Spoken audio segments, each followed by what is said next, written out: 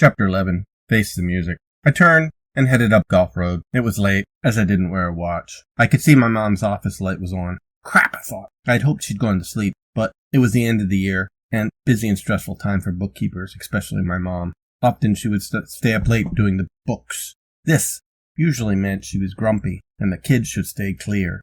I'll just open the living room door and slip downstairs, I figured nervously. Her office was past the living room, so I had some hope maybe she was in the middle of a big problem and she wouldn't notice me. I opened the living room door very slowly and peeked inside. You riled up your mother.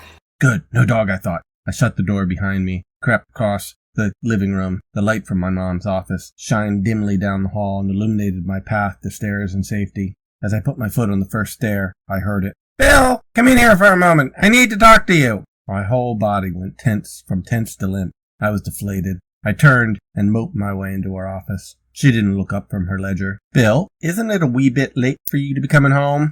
"Yeah, but it wasn't my fault. Some kids over running away. They didn't like us wassailing in their neighborhood like that. So they chased me and they tried to kill me. I almost got run over by a car. I was rescued by Hershey and I had to hike all the way around the park to get home. Is all," I blurted pleadingly. Well, I had a point. I didn't like you caroling over Winding Way either. I was so embarrassed when I saw my own son carrying a tip jar. We weren't caroling. We were wassailing," I mumbled. I was disheartened. She didn't care that I was almost killed and run over. And the tip jar was just a suggestion. Most people gave us cookies. You don't want me to have too many sweets, do you? My mom looked up and gave me the look. "Christmas is about Mary and Jesus, not money," she said resolutely. I knew I should stop, but I have a problem with that sometimes, and I tried again desperately. All this commercialism at the mall and on TV, and you're upset that I was reprising an old centuries-old tradition for a few pennies of appreciation? My mom's head sagged. She had heard enough. "Bill, go to bed. We'll talk about this in the morning.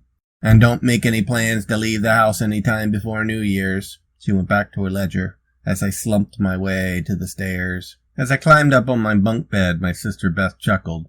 "Good one, Bill. Way to kick Mom's hornet's nest at Christmas." I lay up there staring at the ceiling for a while.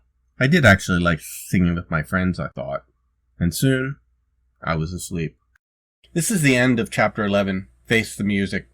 Stay tuned for the last chapter, The Long and Winding Way.